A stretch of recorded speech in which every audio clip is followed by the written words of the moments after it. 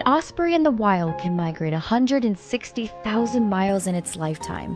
We humans don't fly like that, but soaring is still in our nature. We log unlimited miles, moving from one state of mind to another, from one challenge overcome to the next. And small things start to make a big difference. That's why we converge at the University of North Florida.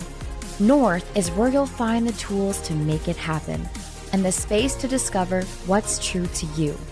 It's a crossing between bright skies and brighter futures, between visionary thinking and real-world skills, between who you were and who you'll become. UNF is a place to set a new course, knowing wherever you go from here, you'll soar. Onward, upward, toward your true north.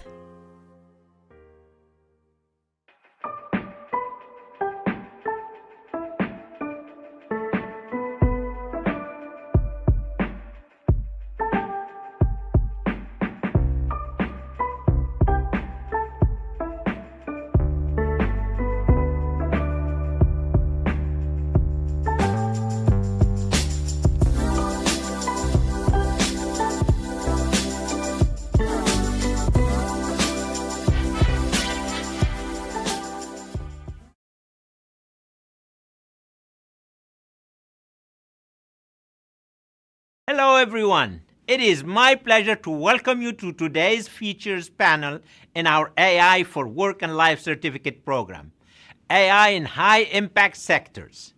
This section brings together three exceptional leaders who work in shaping the future of artificial intelligence across law, finance, and healthcare.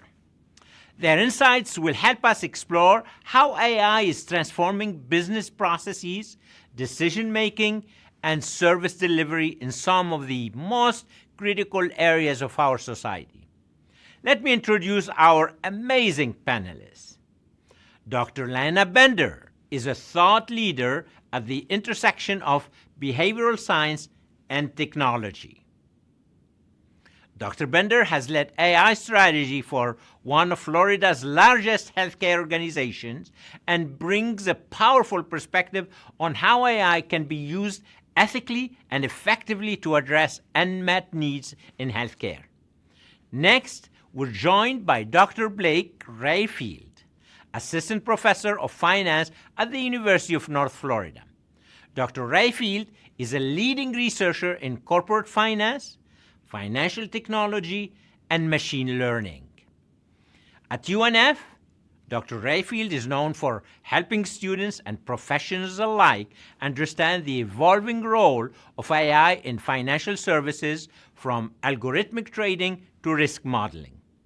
And last but not least, we welcome Trace Jackson, an attorney and technologist who specializes in intellectual property and AI law.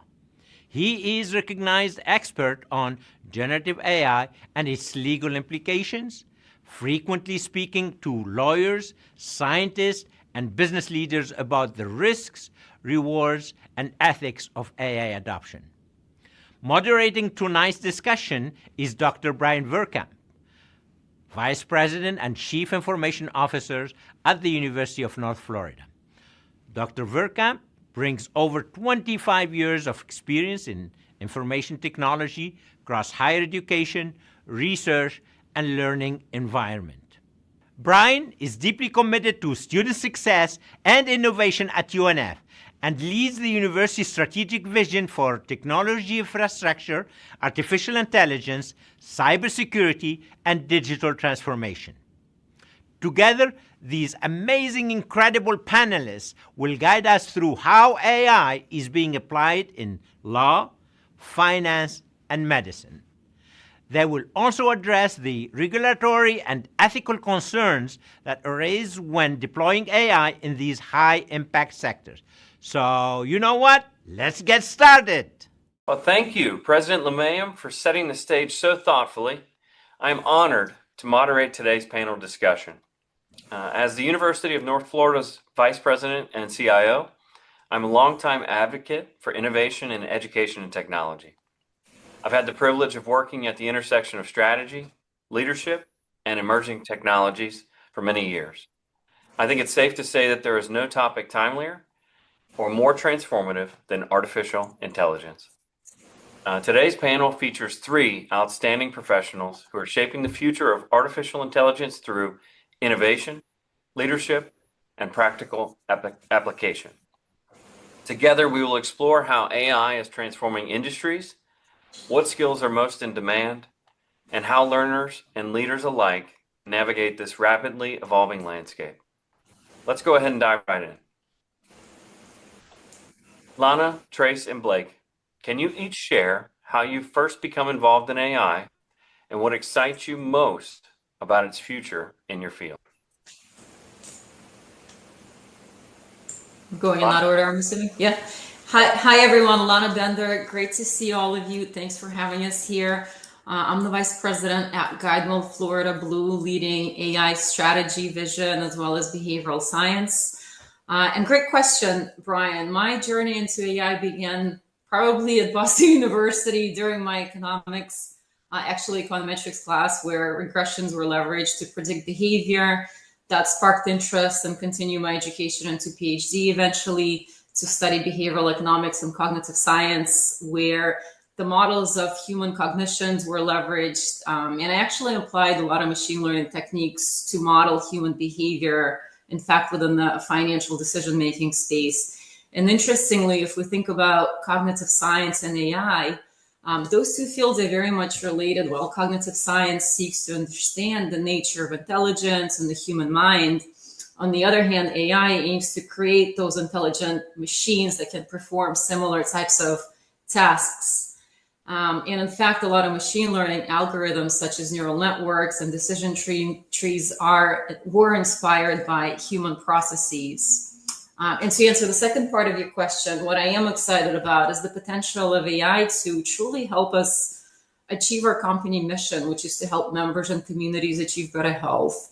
And that means reducing costs. It means providing accessible care to our members. It could be elevating physician burnout. So really addressing some of the key challenges within the healthcare system and generally just simplifying healthcare. So again, a lot of promising applications. And excited to talk more about it. Huge implications in healthcare with artificial intelligence. So thank you again, Lana, for being here. Trace? Thanks very much, Brian. Thank you all for having me here. Again, my name is Trace Jackson. I'm an intellectual property and technology lawyer with Rogers Towers.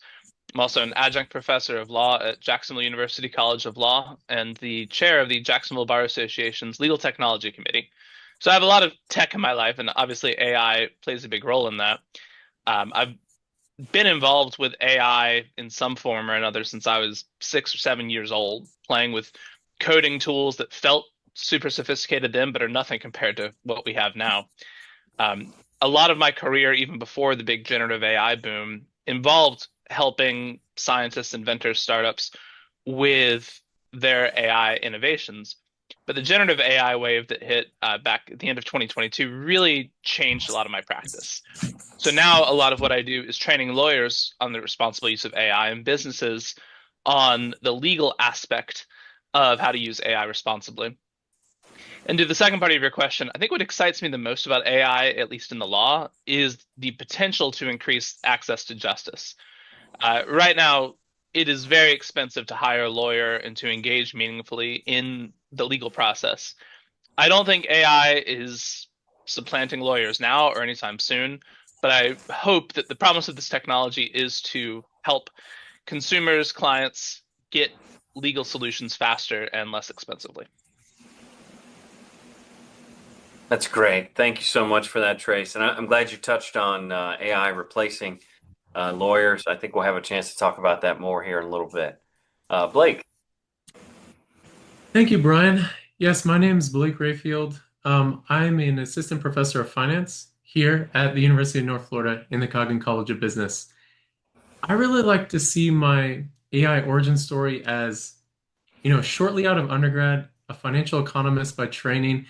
I went to go work in commercial lending, and there's a lot of manual work in there. And sometimes you get scanned PDFs, you get all sorts of different things. You're sorting through financial statements. And really there, I said there has to be a better way. And that's really what kind of got me also into my PhD is researching this better ways to do things. And mostly that's through AI.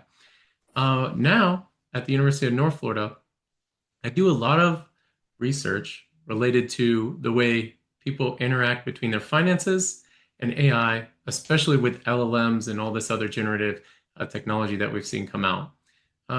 Just like Trace, the part that I'm most excited about with AI is access, right? So if we think about the economic incentives that come along with finance, especially say financial planning, the economic incentive is always to either serve lots of customers, maybe in a way that's not the best, or the largest customers, because there's always a percentage of profits that are taken out. So with LLMs and AI, we can start to see some of that technology penetrating farther down into markets that are underserved, right? So people who don't have as much money, which also need the most financial advice, you can start to see some LLMs and other technologies through AI accessing these markets.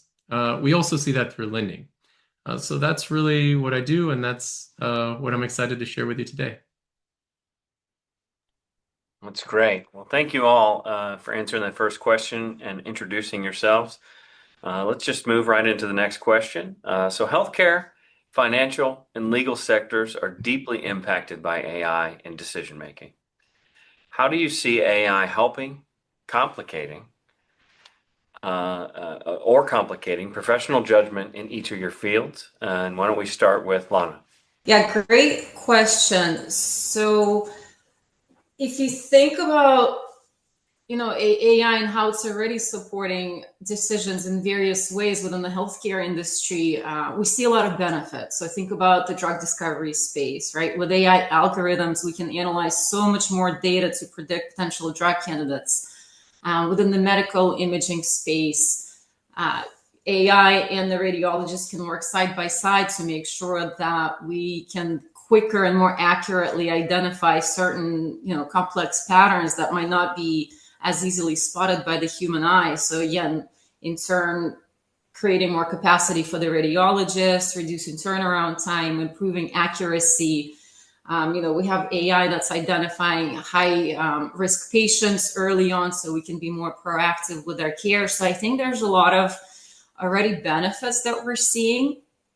But I also do want to caveat that for us, at least, it's super important to make sure that we don't replace, but we augment with artificial intelligence. In fact, at Guidewell, we started calling it augmented intelligence for that reason, because we can't fully rely on it because it can complicate professional judgment. So for example, if the models aren't trained well, if they're biased, it can lead to unfair decisions. It can also cause, if you think from a behavioral perspective, false sense of security, where somebody, or let's say professionals, rely on tools like ChatGPT, or we have our internal tool, Guidewell Chat, rely and trust it blindly without actually fact checking or having that domain specific knowledge where you can vet the information that's provided to you.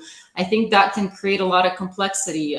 So if we have responsible AI governance in place, which was a key priority for us, if we have the right training and education tools in place for the users, I think that can be prevented and in fact drive a lot of the benefits that we are already seeing. That's great. And so what I think I'm hearing from you is, the need to educate the workforce, literacy, governance, all these things are important so that people know how to use the tools. Absolutely. Most effective.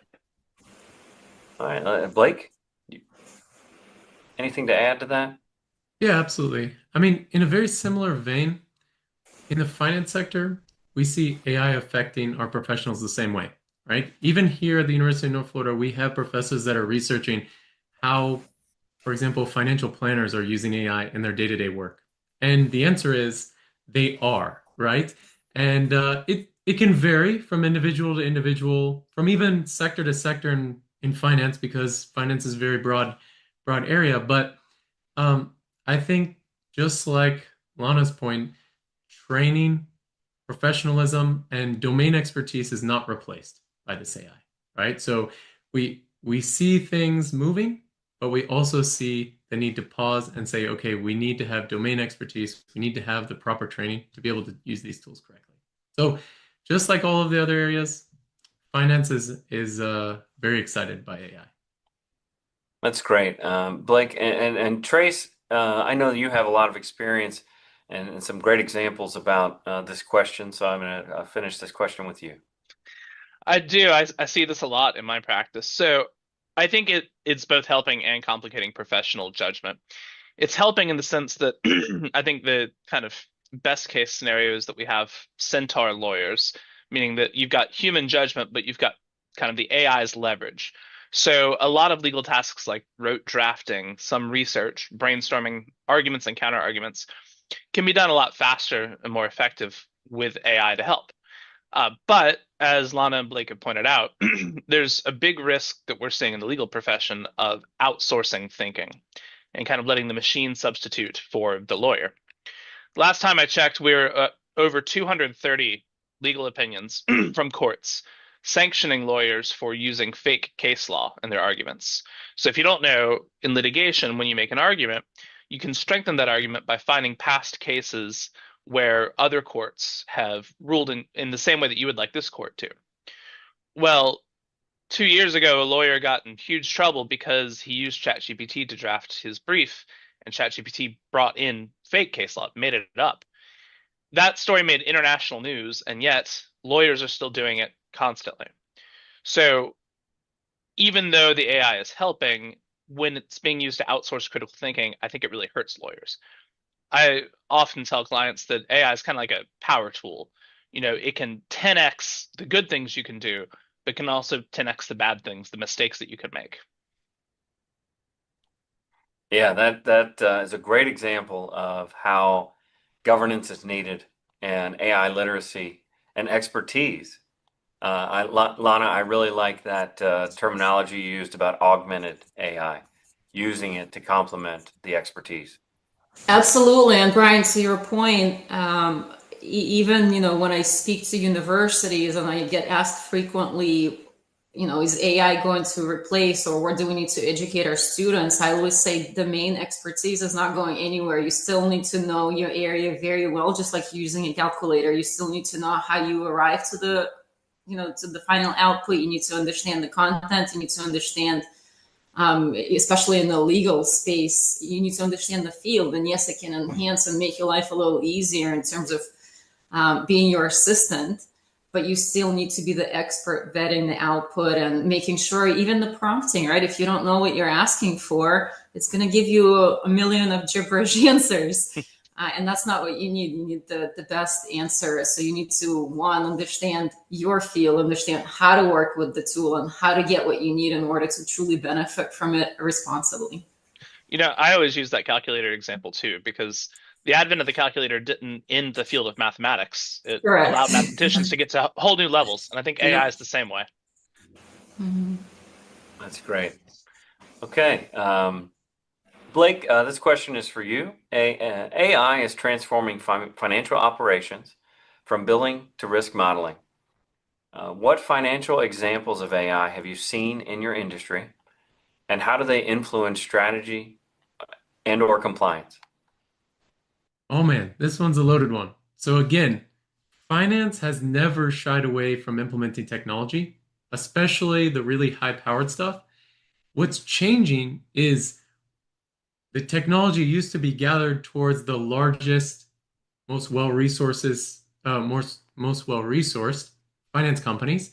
And now we're starting to see AI kind of trickle down to everyone, everywhere, right? So in finance, we can start with simple bookkeeping, right? Collection of receipts, scanning those receipts, categorizing those receipts. That takes a lot of time in a company, right? So if you can hire less people, or maybe just have checkers to categorize expenses, collect receipts, things that, again, I hate to say it, but we don't like to keep receipts anyway, right? I've worked with plenty of companies, plenty of nonprofits that just absolutely awful at keeping track of the books in that way, right?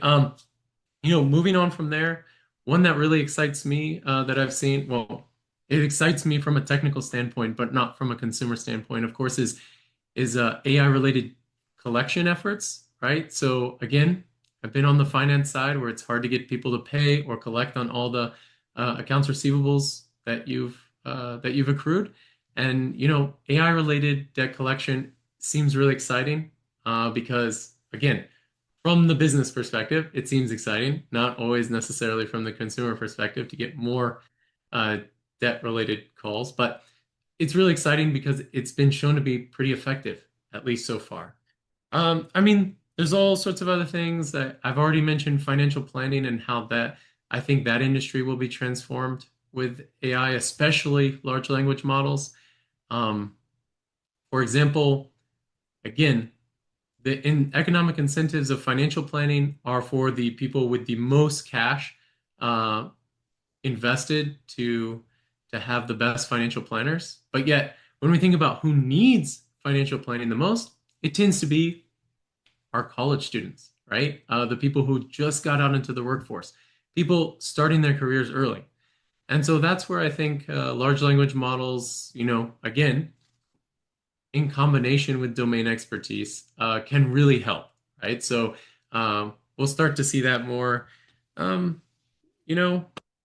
That's what really excites me in the financial AI sector. I'm sure I'll think about more as we go along, but some of those, hopefully, I gave you a preview of some things that are coming. No, I think that's great, and it's a good segue into the next question, which is going to be for Trace, because I'm interested in that as we incorporate more and more AI into. You mentioned debt collection.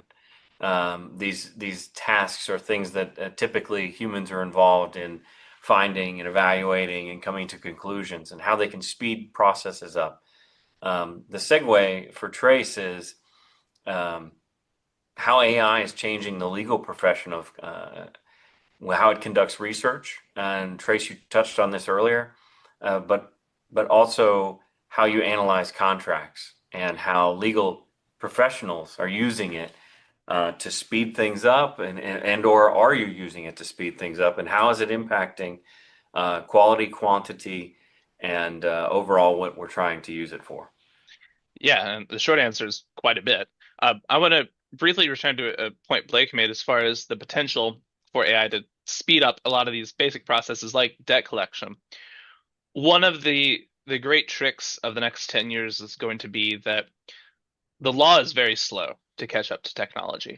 And so even though we might have AI tools that can help speed things up, simplify processes, the law still kind of imposes an upper limit on that. For example, one of the big concerns early on, and I think still now, is using AI to make hiring and firing decisions when, to Lana's point, we might not understand the bias inherent in the system. And so it's no excuse to a wrongful termination action to say, well, the AI told me to fire you. Doesn't work. So that will remain a concern as the law is catching up to the technology. To your question there, Brian, I think for research, some of the more agent-based models are actually surprisingly good at legal research. Like ChatGPT's deep research, phenomenal at it. But we still run into the problem of potential hallucinations. And as I think about it, I kind of get to some degree why lawyers are getting caught doing this, because we have our own biases. It's late at night. It's 11:30. You're up against a deadline. ChatGPT has just given you this perfect brief that has exactly the case law you want. Our confirmation bias kicks in, and we want it to be true. So we file it, and then, surprise, you get sanctioned. So even though it is speeding things up and allowing us to find deeper cases, harder cases to find, maybe some really interesting side arguments, basic fundamentals of checking the case law before using it remains the goal of the day. For contracts, there's kind of a new fun angle with LLMs in particular, because LLMs are very good at analyzing patterns in text and comparing texts. And so what a lot of people are doing, if they're a company that deals in contracts all day, every day, so we're talking some kind of service provider, maybe a software as a service company that has a form agreement they send out to every customer. Customer might redline it. LLMs allowed these companies to take their form agreement, look at what their customer is trying to change, compare the change to the form, and maybe assess a risk score. So now if you've gone through the due diligence of having legal draft up a really good starting point for your SaaS agreement, AI is helping SaaS companies not have to go back to legal every single time there's a minor red line. So I think that's really helping everybody. Can you elaborate on something for me, just in case our audiences has questions? You mentioned hallucinations, and of course, LLMs are large language models. The hallucination, is that an example you gave earlier where a lawyer asked for something and AI essentially gave a fake case? And is that the type of hallucination you're talking about, Trace? Yeah, thanks for making sure we clarify that point before we go forward. Yes, so a hallucination is, to simplify it a bit, a tendency of a large language model in particular to make something up. So at a very, very, very basic level, you can think of something like ChatGPT as a very sophisticated autocomplete. So if you're texting someone on your phone and your phone is suggesting the next word, it's because your phone has analyzed talking your talking scheme and tried to figure out what you're most likely to say next. Something like ChatGPT or any other LLM does the same thing, but uses a much, much, much larger base to determine what that next word might be. What that means is that at least current generation LLMs don't actually know things. They can't divine the truth of things. It's just statistics. So when these lawyers go and ask for a case that says something, what the LLM hears is, let's go look at similar questions, similar briefs that have been filed before, and determine what statistically the next word or words is likely to be. But that can result in it pulling concepts and words from multiple different cases that have never been brought together in one case before and reaching a legal result that has never happened. So it can make case law up, it can make facts up, because what it wants to do at the end of the day, without good enough guardrails, is to give you what you're looking for, even if what you're looking for may or may not exist. That's really something, and that's an important detail for our viewers. That expertise that Lana mentioned earlier is critical. And Blake or Lana, I don't know if you have anything to add in your sectors about that, but that's a big takeaway from using AI regularly. It's you have to be very mindful of those hallucinations. It is, and sorry, just to add one more thing that what you said made me think of. I mentioned that there have been over 230 legal opinions from courts sanctioning lawyers for doing this. That means that's not lay people who have never read a case being fooled. That is seasoned lawyers seeing this and thinking it looks good enough that they're willing to put their name on it and file it with a court. Wow. So don't think that anything less than total expertise in your area is going to help you see through these kind of hallucinations. So I totally agree with what Lana said, that expertise in your field, the need for that's never going away.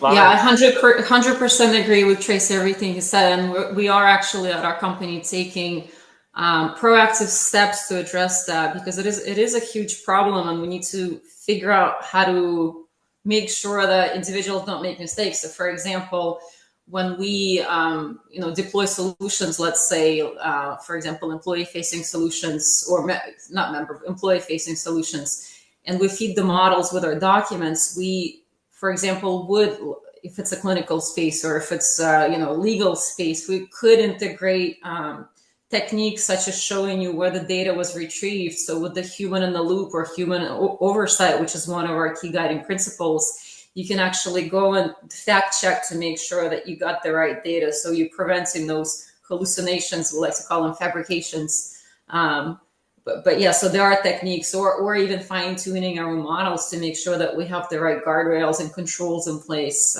which is again the benefit. We actually try to do a lot of our work in-house or on-prem. That gives us more power over the solutions that we actually deploy to make sure that we try to mitigate some of the key risks, like you mentioned, Trace.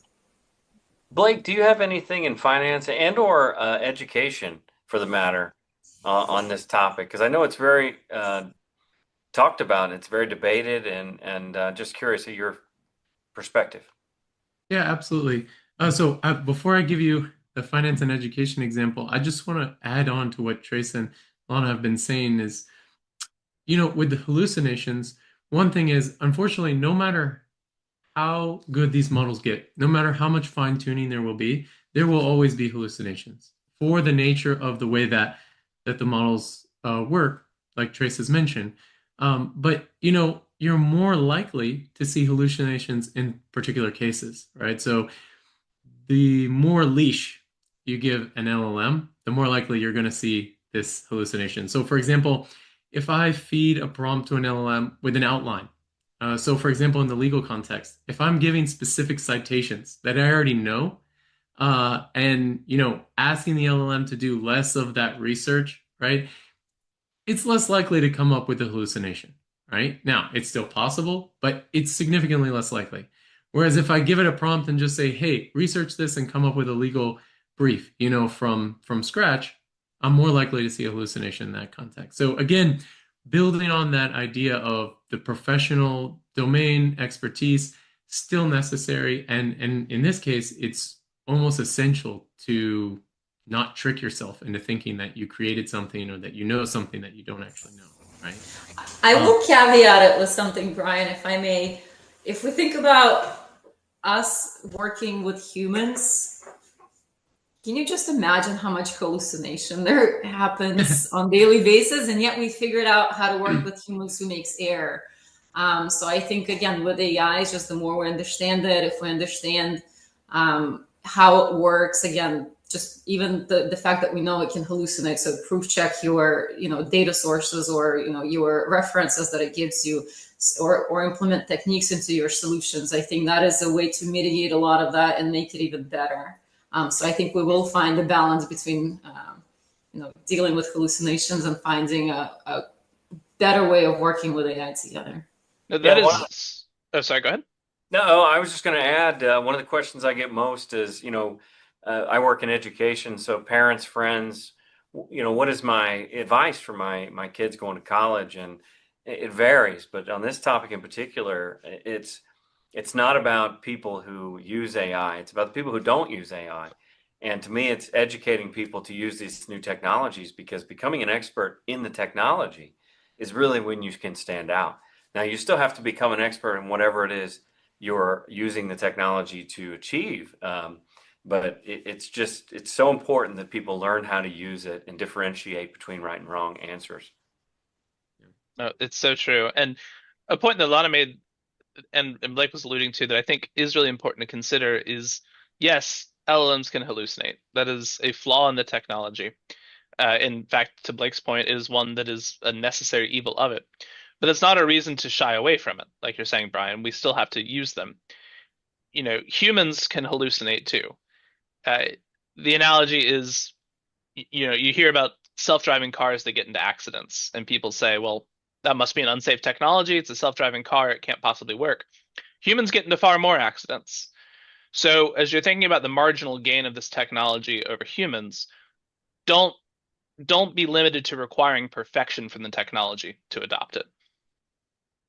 Yeah, I agree. Yeah, interesting enough, if we bring back that calculator example, I've never had a calculator that when I type in 2 + 2 comes up with an answer like chicken or 8. Okay. So, maybe we revisit that example of LLMs or AI as like a calculator, because a calculator, you can teach someone the technical skill without knowing the domain expertise underlying it, right?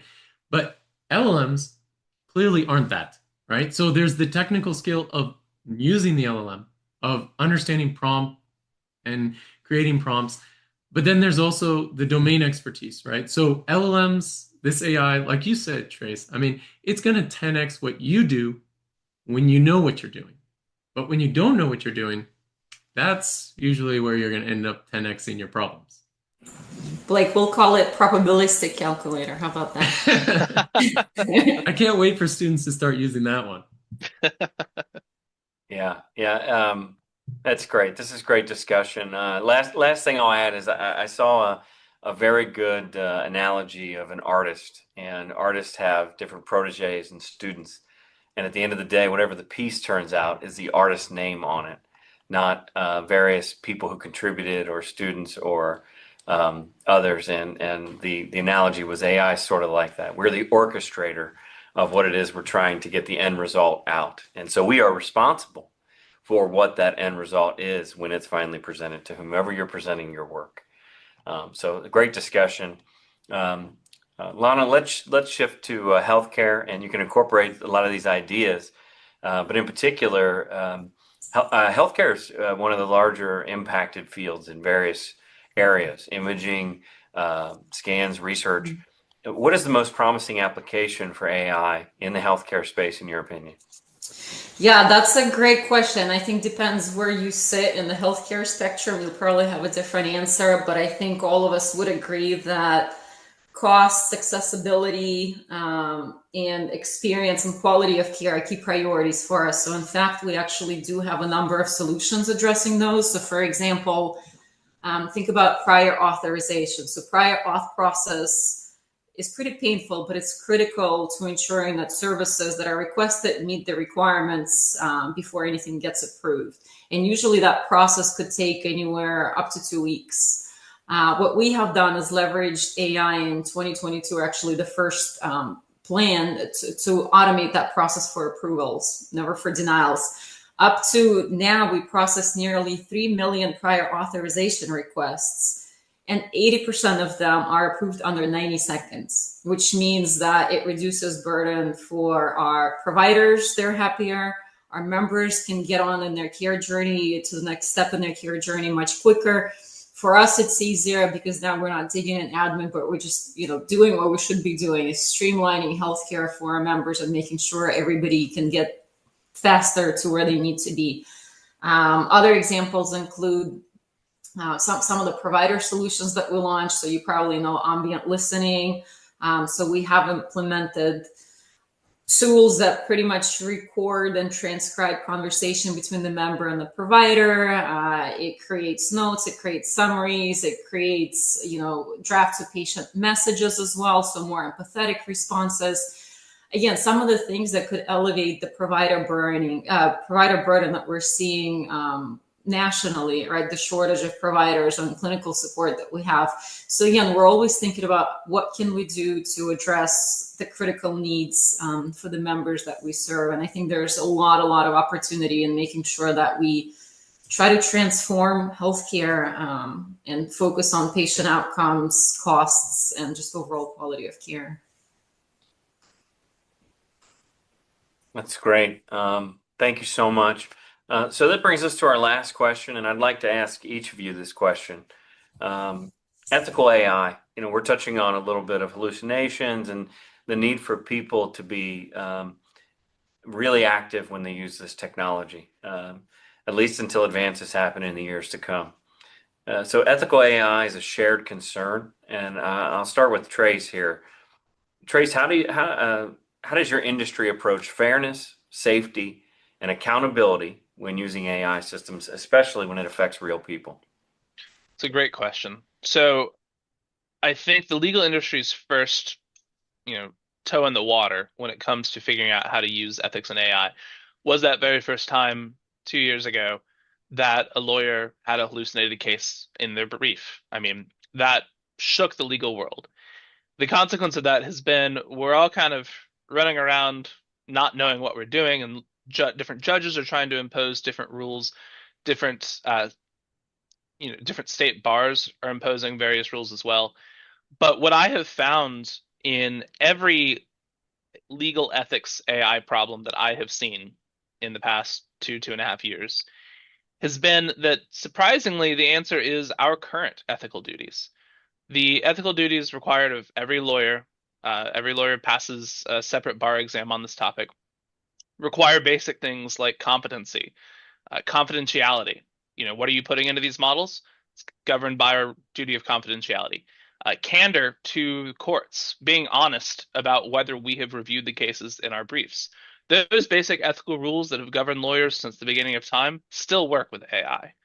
So I've found that using that as kind of the North Star in analyzing legal ethical problems hasn't steered me wrong yet. That's great, and I'm actually going to jump to Blake to go next, because Trace, you just made me think of the question I get a lot about plagiarism here in higher ed. People ask all the time about plagiarism and what about our students using AI? And the answer is the same. Cheating is cheating. And, work with your faculty to understand how and if you're even allowed to use AI is the answer I always give. So Blake, same question to you. What are your thoughts? Yeah, well, let me touch on the education part since you brought it up, and then I'll go back to finance. So, in education specifically, I mean, like you said, cheating is cheating. And I think really what it is we as educational professionals need to focus more on integrity, right? What does it mean to give a student a grade at the end of a semester? What does it mean to kind of stamp that they understand the knowledge that you taught in your course? So I think that's a whole nother conversation and one that, again, all of these domains struggle with, right?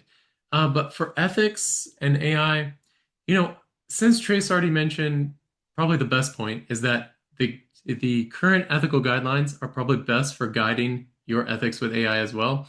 I'm just going to bring up an example in my area where AI is kind of helping ethics a little bit, right? So just like in all of the industries that are represented here today, data, especially sharing data, can be a really thorny problem, right? So whether that's healthcare data, financial data, personal sensitive data, right?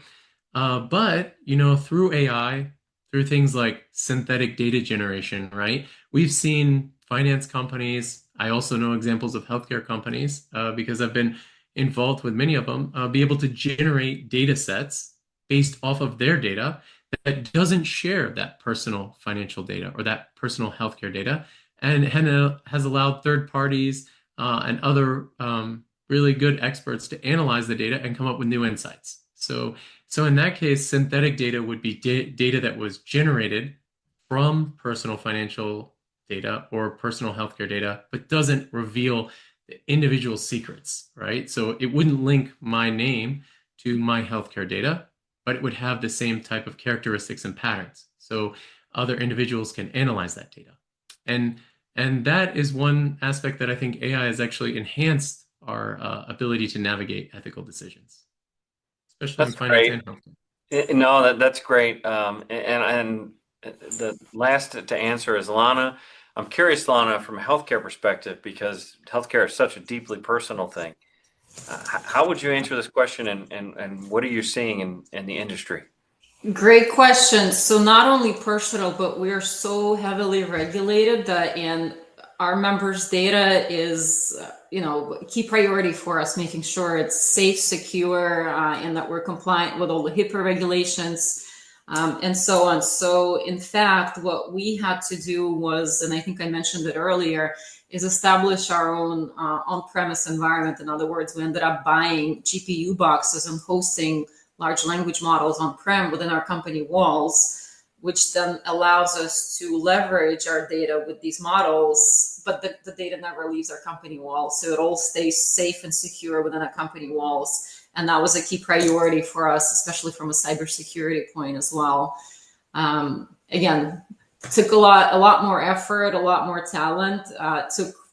We moved fast, but it still took effort to figure that part out. But I'm glad we did it because, again, we're navigating all the regulatory and compliance issues. But the other elements also include like data quality and availability, right? Like was mentioned earlier, quality of data. I mean, whether it's AI or ML or any other model, quality in, quality out, you'll have the similar type of quality. So making sure that you have high data quality standards, and that has been a key priority for us at the organization for a long time now. I mean, I would say at least 5 years we've been trying to making sure that everything is vetted through even third-party approval process. Again, looking at bias and fairness and what are the mitigating strategies that we have to make sure that there's no bias introduced, whether it's through, again, data quality or the algorithms that are being built, and making sure that you have the right talent involved to address some of those challenges.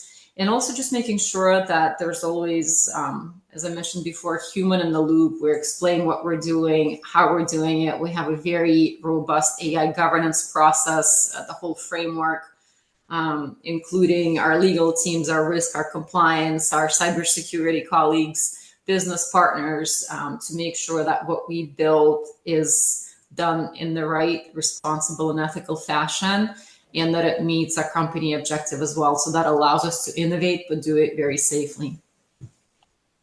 That's great, Lana. And I really like that you touched on the data security piece, because I think that's a huge component on how many industries, companies, and units of higher education are doing this in an ethical and safe way, which is bringing that infrastructure in-house so that data can remain safe and we can really do research in a controlled environment. That's great.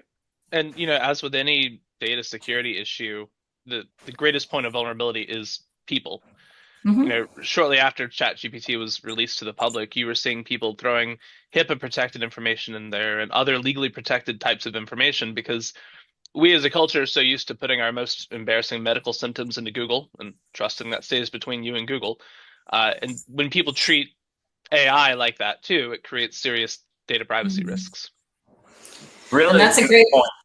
That's a great point, and that's why we, when ChatGPT first came out, we had to block it. We blocked anything, any website that has generative AI capability is blocked. It has to come through our team for approval to make sure the individuals have been trained, they know what the do's and the don'ts, and what is the rationale. But otherwise, we block everything.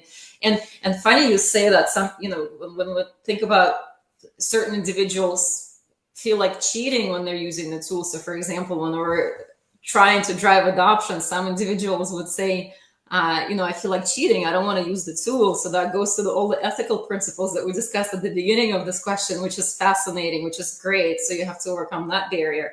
But then there's the other human element. I want to use all the available tools out there. Why can't I use them?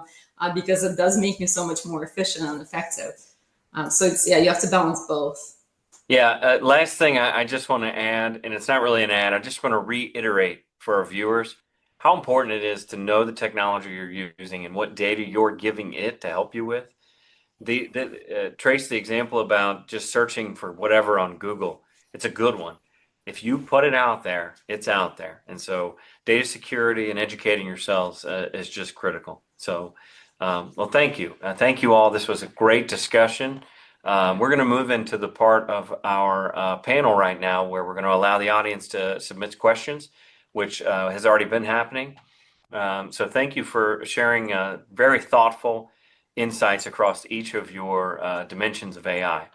It's very clear that while each sector faces unique challenges, there's incredible opportunity for collaboration and innovation. And so thank you again. Your expertise is wonderful. So I'm going to go into the question section here. I'll start with the first question. Given the advancement of AI, could you give one piece of advice to students or professionals entering the workforce today? And if you could give that, what would it be? Because we're starting with students, Blake, I don't know if you want to take a stab first, but I'd love to hear from each of you on this one because I get this question a lot.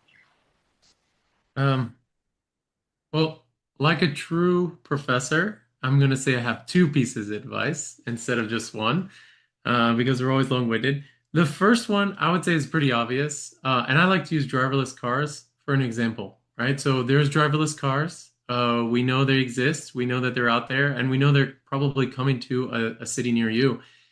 Yet there's not a lot of parents or anyone telling teenagers that they shouldn't learn to drive, right?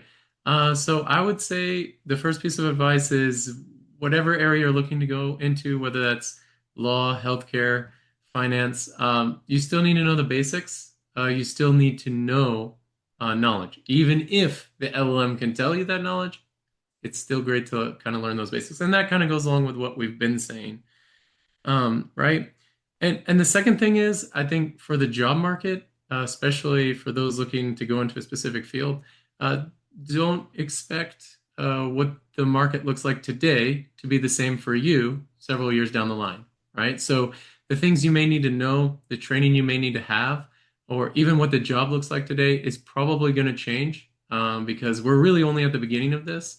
And so, make sure you're mastering all these skills and all these tools and learning everything. So Yeah, it's a great point I want to echo, Blake, because even before AI, I'll age myself here, but my first job in technology and IT was doing Y2K conversions in the late 90s. So technology has changed tremendously since then, and I'm never bored. And so I think your message is don't let it scare you, stay the course, and this is just the latest technology, and it'll have an impact. exactly. Lana. Yeah, 100% agree with everything that Blake mentioned. Not to repeat what he said, I'll add another element is just stay curious, right? So continue to be an expert in your field, but learn what tools are out there to help you to be your assistant, I think, as I mentioned before. Because again, we're seeing, if you look at just workforce stats, entry level roles are not being at risk, but employers are starting to demand more.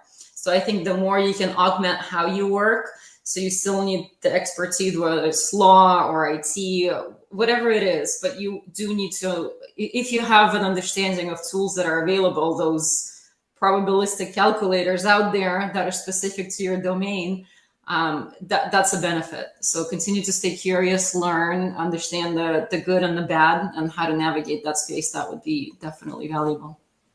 That's great. Trace, anything you want to add? Yeah, I think Lana said the word of the AI age, which is curious. Yes. This is actually a very exciting time, I think, for students and others entering the workforce because take ChatGPT 5, just released a couple weeks ago. Um, Everyone is learning ChatGPT 5 at the same rate. Unless you work at OpenAI, there are no experts who necessarily have more knowledge than you as the person using the tool. So staying curious, not only learning what is out there, but actually getting your hands dirty and playing with the tools, I think is how you're going to succeed in the AI era. I also think, and this is going to sound very biased on my end, but I mean it sincerely. As we've said a few times now, the cool thing about AI is you can build so much faster, but you can also break things so much faster. What I have found in the legal field is that the financial and time costs of fixing something that's broken is exponentially higher than getting it right ahead of time. So, really, no matter what your field, having a lawyer who can help you get the right framework in place before you fly off to the stars can save you a lot of headache down the road. Yeah, I really like that, Trace, way of looking at this. Everybody's learning at the same speed right now, which is a great segue into the next question. Something I hear a lot is how do you stay current with the latest AI developments and trends? Some of our audience might not even know what ChatGPT version 5 is, and or other technologies. And so, would one of you like to take that question? And how would you advise people to stay current with these trends? I can, or Blake, were you going to say something? Okay. Yeah, I can start on that. So again, I think what Lana said fits so well here. Being curious. I mean, this is something that at least I personally am very passionate about, and I spend far too much of my life reading various articles. There's different people you can follow on social media, especially something like LinkedIn, experts who are sharing their expertise and trying to contribute to a very collaborative way of learning how these tools work and trying to figure out the AI age altogether. So finding experts you trust, publications you trust, and just staying curious is at least how I stay current. Anyone else have any advice, Lana? No, that's spot on. I mean, and even within our company, we have what we set up as like AI lunch and learn for different roles. So if you're super techie, we get a research paper and everybody geeks out together and tries to figure out, what are we building? Do we need to pivot our tech strategy? All and as well as to the users, right? What are the cool new stuff that's coming out? Can we go test and come back and share what we've learned? So again, 100% agree with the LinkedIn, and so there's so many groups and individuals you can follow these days and get immediate information. It's almost overwhelming, but you can also do deep dives and hands-on experience, really depending on which area you're at. Yeah, I would say, I mean, just as you guys are being curious, It's a fire hose if you try to go straight to the research, so it gets kind of crazy. In my personal experience, I mean, through my consulting work, I'm confronted with it all the time. I'm also an associate editor at the Journal of Open Source Software, so new stuff comes through all the time. But really, what I always recommend to students, especially, is when they want to learn these tools, when they learn something new, or maybe they're doing something in their work, sometimes if you just ask yourself, hey, is there a way I can kind of drive efficiency by using AI? Try this out. Can I have AI do this? A lot of students are curious through that path, right? So they see something that they've been doing, maybe AI can help, and so that's one way that you can also learn some more. And no one said it, so I'll say it. Keep doing things like this certificate. Those of you who are paying attention right now, you're clearly interested. Just find things that suit your learning style. And I think this certificate, for instance, for me is a great, I've already learned so much even from just listening to our panel today. So we'll move on to the next question. One misconception about AI, what is one misconception about AI in your field that you would like to clear up? That's a good question. I don't know if anyone wants to start. Otherwise, I can. Lana, I don't know if you have anything off the top of your head. Yeah, I mean, there's a lot of misconceptions about healthcare insurance in general. So where do I start? But I think one thing is to know for us when it comes to artificial intelligence, we use it, as I mentioned before, augmented intelligence, right? So we're not looking to replace, we're not looking to automate things just because we can. We truly are looking to do it intentionally to reduce costs and to improve experience, to make things much more personalized. So we're very intentional about augmenting our workflows to make sure that it benefits the members and the consumers. So just want to throw that out there because I know it's scary. There's a lot of perceptions around, artificial intelligence can be scary, healthcare can be scary. Put those two together, it can be blown out of proportion. So I do want to clear up that we are a mission-driven company, and that is our goal. Yeah, and I think what you said earlier, even about how you're using it in research and building infrastructure in the house, is just like anything else we would do with technology. We put our controls in place and make sure data is safe. Blake, Trace, anything you would add to that? AI does not have the latest stock tip. LLMs in particular. That's funny. I would probably say for healthcare too, AI is not your doctor. True. So I mean, buyer beware and be careful of what you're getting, I guess. It's so true. And nor is AI your lawyer. Both because if you're not using AI carefully, you could be forfeiting some confidentiality rights in your legal advice. But also, I have found, going back to the topic earlier about AI improving access to justice, the hope is that it does, at some point in the future, lower costs and give people better access to higher quality legal advice for less money.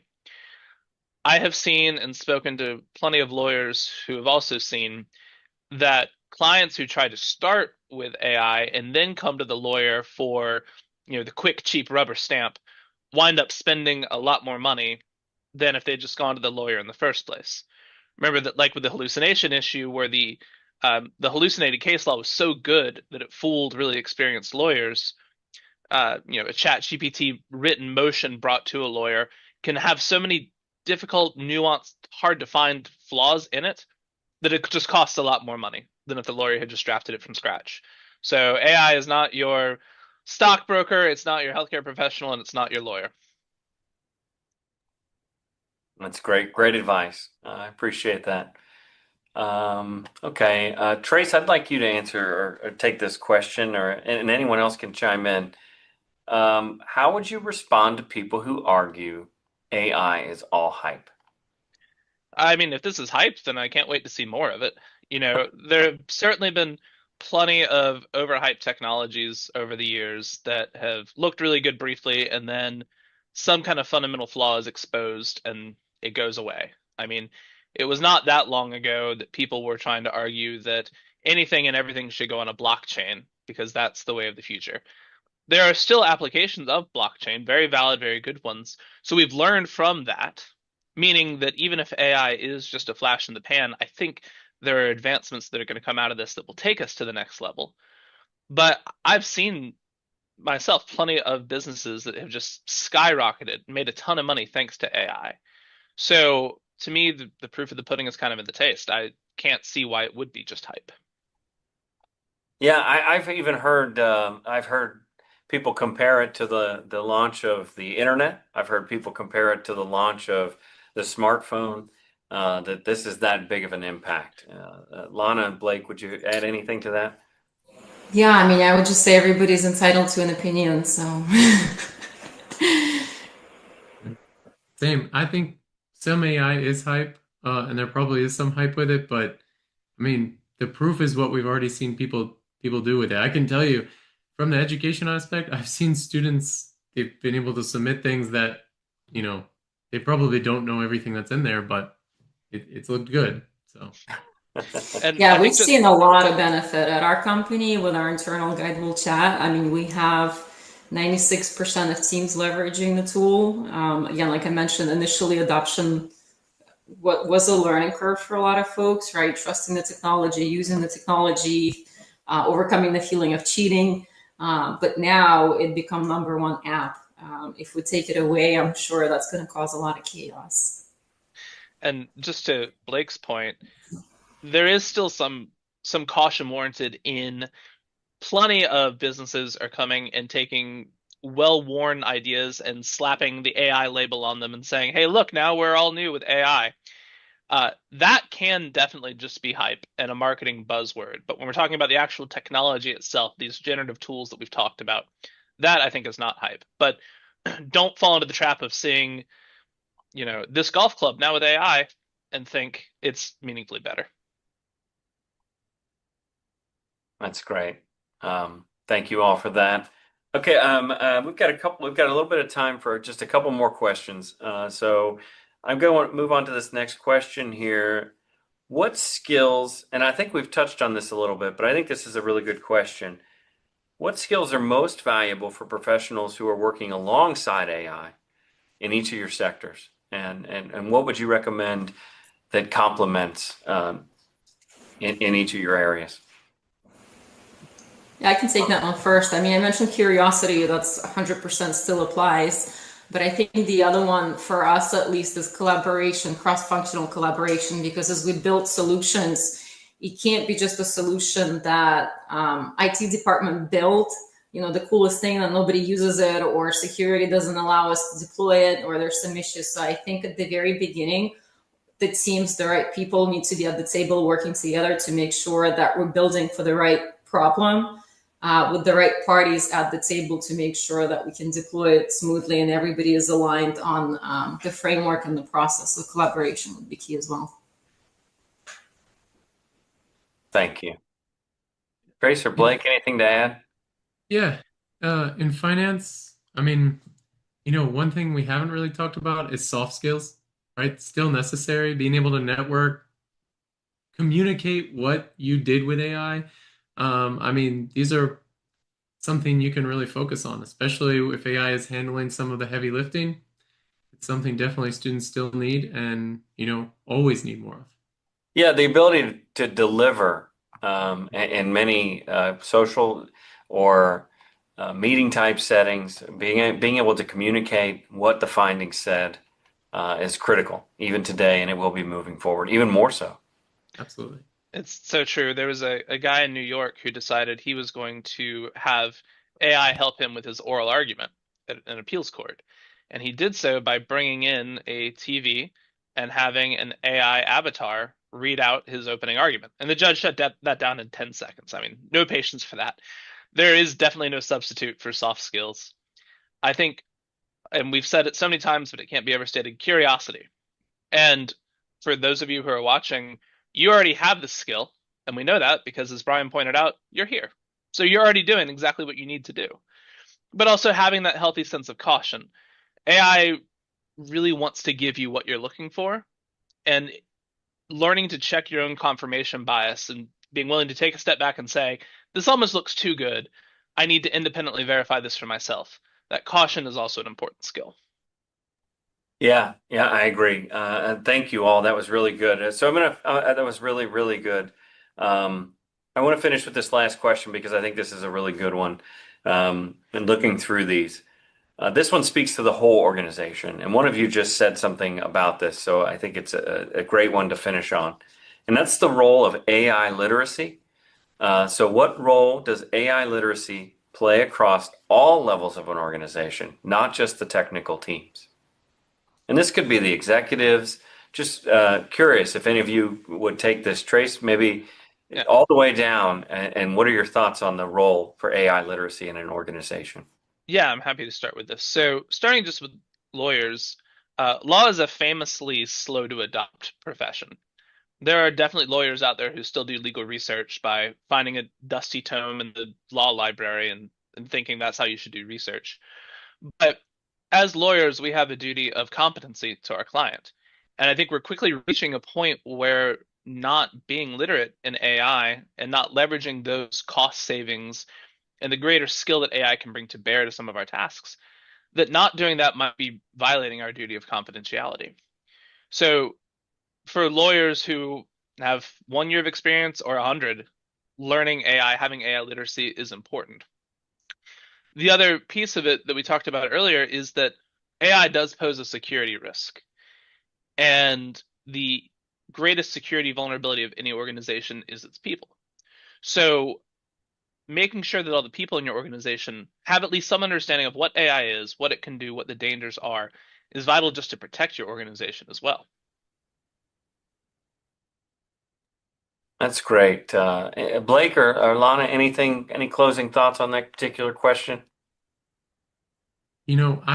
Since you mentioned the whole organization, C-suite down, I think one thing that's important for AI literacy is understanding what AI can and cannot do. And we talked a lot about this, but if you think about it from the executive level, a lot of executives are thinking, hey, there's this new thing, LLMs, there's this new AI, we're going to be able to replace people, we're going to be able to maybe drive efficiency, farther down the organization. But a lot of those executives, they came up through the organization before AI, right? So understanding what an LLM can actually replace, or what an LLM can actually, or how LLMs, sorry, can actually drive efficiency, I think it is really important in the C-suite level. I mean, we've already mentioned a lot of the things on the employee and the lower levels, but especially on the C-suite level is what LLMs can actually do.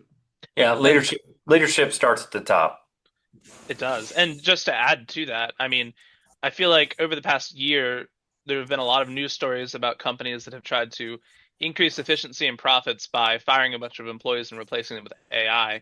And it really seems like a significant fraction of those companies have either had to hire all those people back or have gone bankrupt since then. Yeah, I agree. It needs to be done all across the board because, again, as a leader or even as a manager, the workforce looks up to you, your strategy. So you have to be AI literate to even discuss the strategy and how you will meet your company's objectives by using cutting edge tech. If you don't understand it, you won't be able to lead it effectively. But also the workforce that's coming in, we need them to innovate with the tools that we're giving them, right? That curiosity, that innovation, it needs to happen organically throughout the whole company, and they need to have the senior leadership support and understanding. So it has to be top down and bottom up and done responsibly, to your point. Even when we launched Guidewell Chat, we had mandatory training about hallucinations, what it is, what it isn't, the do's and the don'ts. It was on our scorecard that everybody has to complete certain training. We actually have Guidewell University that offers courses and tracks for individuals, regardless of the role they're in or the seniority they're in, to upskill themselves. And we do make it, a lot of it, mandatory, even just to be compliant with the regulatory environment as well. So I agree it has to be enterprise-wide initiative, and it has to be very thoughtfully done to be effective. Wonderful, wonderful. Well, thank you. And thank you, all of you, for being part of today's conversation.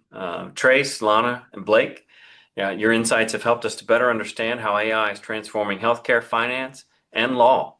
And we've talked about even topics of ethics and just daily use of AI. So your thoughts are greatly appreciated, and I'm sure are going to help so many people. To our audience, your questions and engagement have shown us how important this topic is to you, and we're very happy to keep the discussion going. Whether you're a student, professional, or simply curious about the future of AI, I hope today sparked new ideas and answered questions you might have. Let's continue to explore, challenge, and shape the future of AI together. And thank you for all of you for joining us. Goodbye.